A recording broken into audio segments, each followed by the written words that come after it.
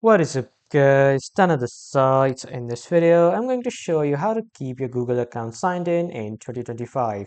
So first you need to head over to your Google Chrome, and then on the right side you need to click on these three dots, and then you need to click on settings. After clicking on settings, here you need to click on privacy and security, and from here you need to click on third-party cookies.